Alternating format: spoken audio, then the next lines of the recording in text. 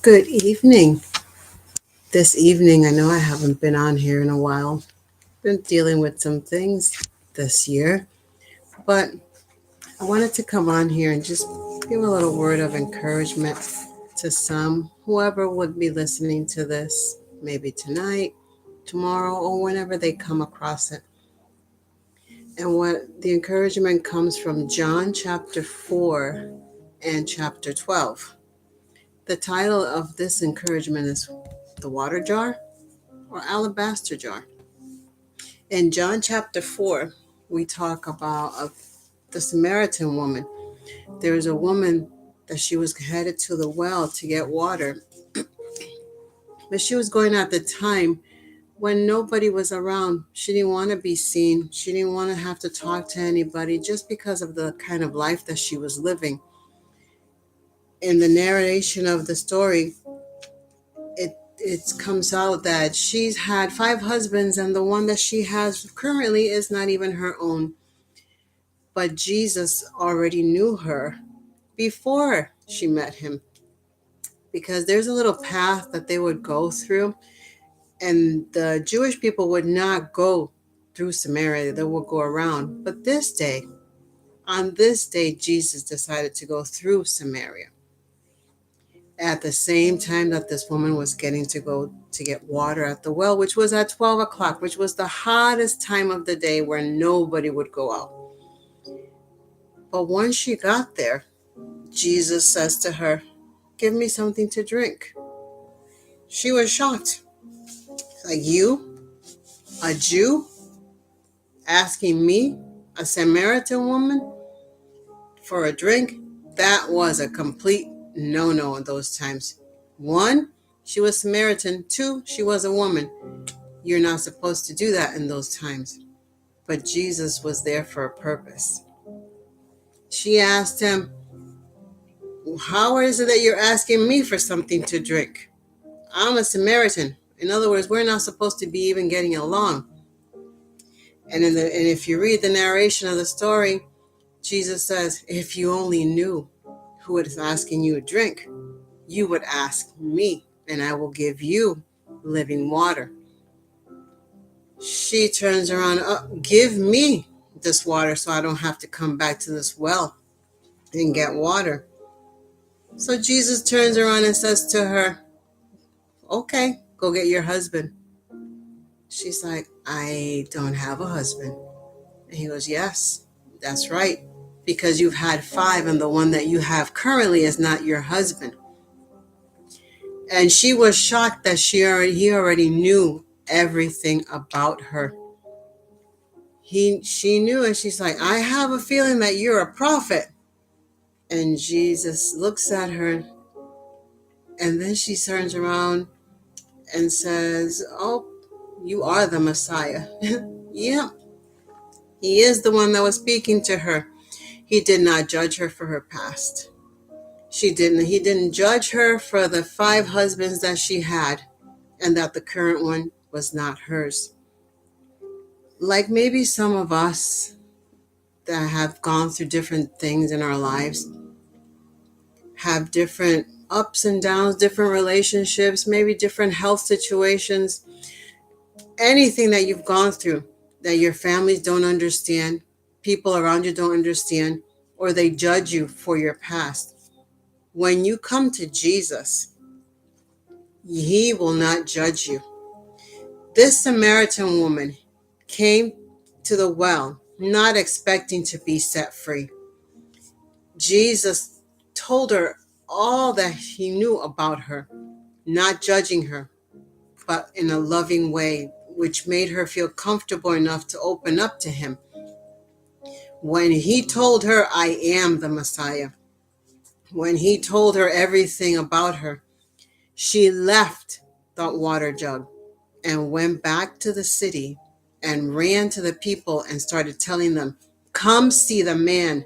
Come see the man that has told me everything about me." People probably were like, "She's crazy." And of course, people might have judged her still then because of her former lifestyle. But Jesus didn't judge her. She left the water jug Water jug was made out of clay, which is dirt and water put together to make the water jug. She left who she was and walked away a new person. She went and spoke to everybody about Jesus.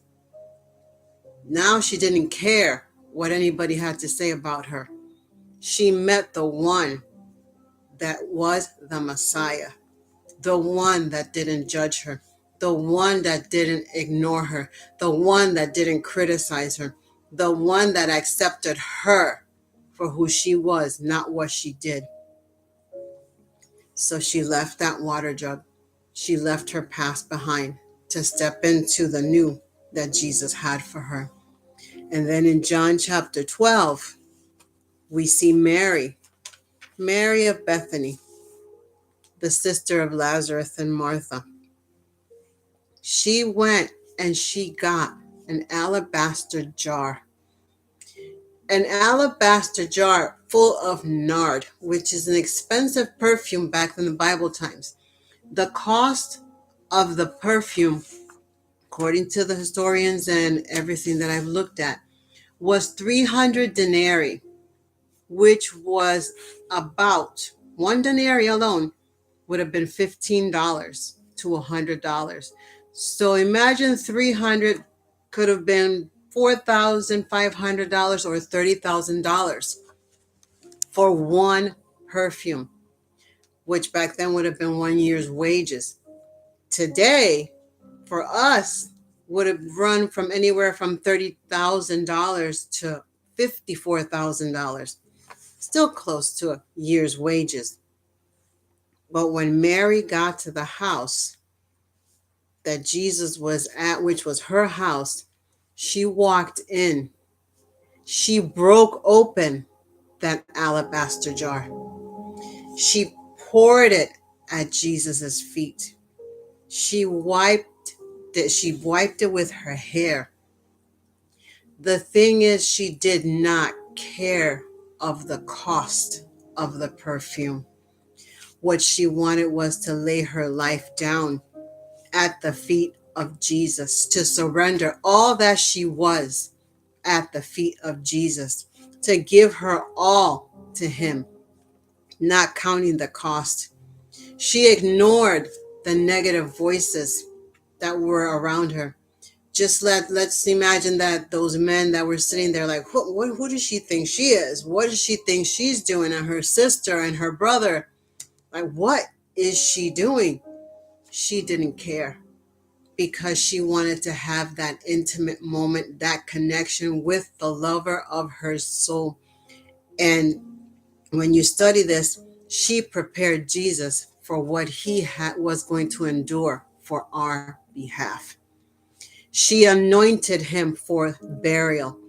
And it said that once this kind of perfume, which was nard, is poured on a body, it's hard to remove the smell. That smell, the aroma of the perfume, stays in the skin. It penetrates the body. So imagine wherever Jesus walked after he left that house, everybody smelled it. Wherever he went, the smell was there. Imagine you surrendering your life to Jesus that way, ignoring what everybody has to say about you, not caring about the negative voices, you giving your all to him so that you can carry his aroma on you. You carry his aroma on you, and wherever you go, people look at you and they're like, oh, she's different or he's different. There's something that's coming off of them. There's an aroma that's coming off of them. There's a smell, there's a light that's on them that maybe attract people to want what you have. This evening, the question is, are you willing to leave your water jar? Are you willing to break that alabaster jar and surrender all to the Savior? I tell you, it was hard for me to even come on here and do this. Only the Lord knows everything that I've had to endure since I want to say June or maybe April, and still even today. But I was determined. I said, Lord, you give me the strength and I will bring this because I don't know who needs it, who will see it later on. The question is, are you willing to lay it all down for Jesus? Are you willing to ignore the negative voices? Are you willing to walk on even though your family might not understand you? People might judge you. People criticize you. People might laugh at you, make fun of you. That was one of my biggest hangups because I know people would see me and I didn't like to hear my own voice. I don't. But I said, Lord, I'm determined to do what you want because I don't want to stand before him and not say, hey, I did what you asked me to do. The question, are you willing to lay it all down? Regardless if you walk alone. I've learned and I'm still learning. It doesn't matter who leaves me, who laughs at me, who criticizes me, who misunderstands me. As long as Jesus is with me and for me and loves me, it doesn't matter. So, will you tonight? It doesn't matter what you've done. You might have sinned. We all fall short. You might have made wrong decisions, wrong choices. Come to Him. Lay it all down at His feet. He's good at putting things back together. Just like in Jeremiah 18. He is the, let me find it for you. He is the potter. He is the potter, and he knows how to put it back together. In Jeremiah 18, it says, the word that came to Jeremiah from the Lord, arise and go down to the potter's house, and there I will let you hear my word. So I went down to the potter's house, and there he was working at his wheel. And the vessel he was making of clay, we were that clay, was spoiled in the potter's hand. And he reworked it into another vessel as it seemed good to the potter to do. We will miss it. We will fall short. We will sin. We are not perfect. We are walking into that perfection. And yes, sometimes he'll have to mold us and we might fall apart in his hands, and he's like, it's okay. I will pick up the pieces. Man may not pick up the pieces. Man may judge you for what you have done. Man may criticize you for everything else that they see on the external, but Jesus sees the heart.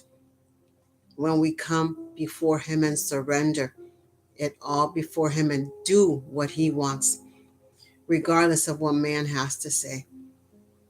When we lay our lives down and put it in the potter's hand, the potter can make a new vessel. We cannot do it on our own.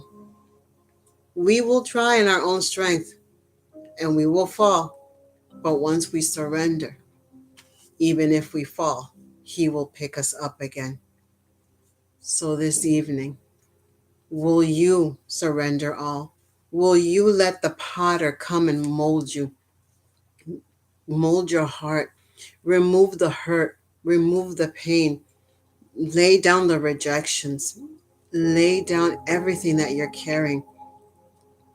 I know what it's to be rejected. I know what it's like to walk in depression.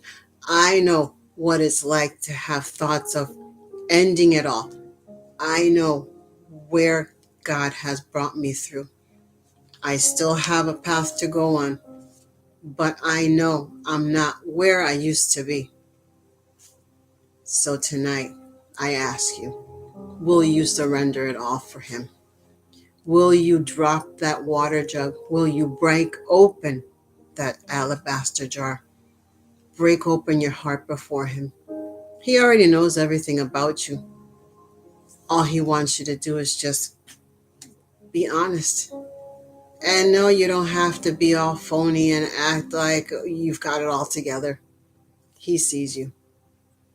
So this evening, before you go to sleep, why not surrender it all to him?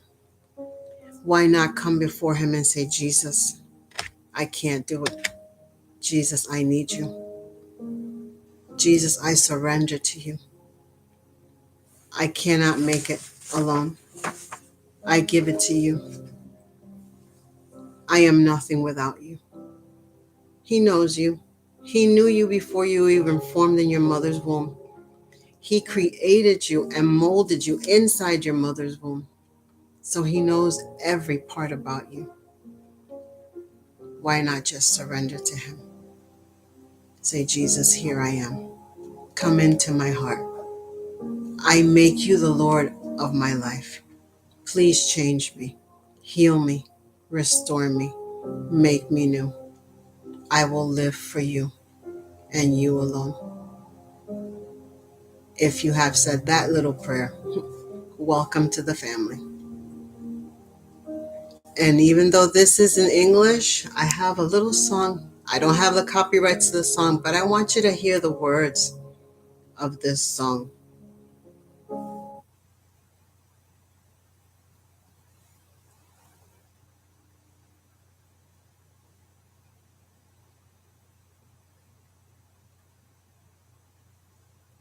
Let it minister to you.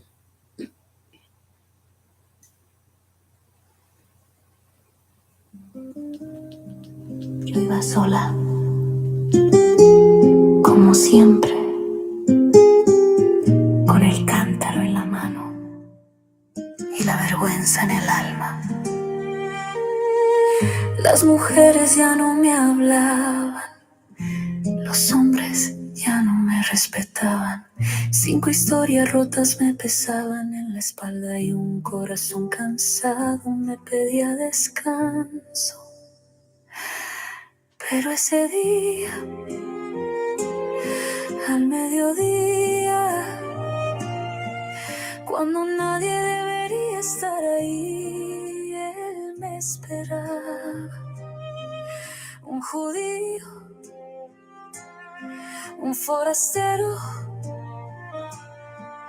un hombre, pero no cualquier hombre. Me miró y no bajé la cabeza porque en su mirada no había juicio, había compasión. Y entonces él me habló. ¿Me das de beber? Me detuve como tú, siendo judío me hablas a mí, una mujer samaritana, una mujer marcada, una mujer olvidada. Y él respondió, si supieras quién te habla, tú le pedirías y yo te daría agua viva. Agua viva, agua que no se seca, que no se acaba, agua que no te deja con sed después de probarla. Y le dije, Señor, dame de esa agua. Entonces su voz cambió, no fue dura, fue real. Ve, llama a tu esposo. No tengo esposo, le dije, mi voz tembló como mi alma. Y él me dijo, 5 has tenido y el que tienes tampoco es tuyo, lo sé. Y aún así sigo aquí. Él sabía todos mis errores, mis decisiones, mi historia.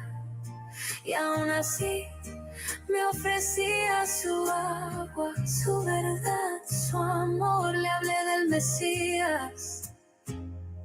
Le dije, sé que vendrá. Y él me dijo, yo soy el que habla contigo.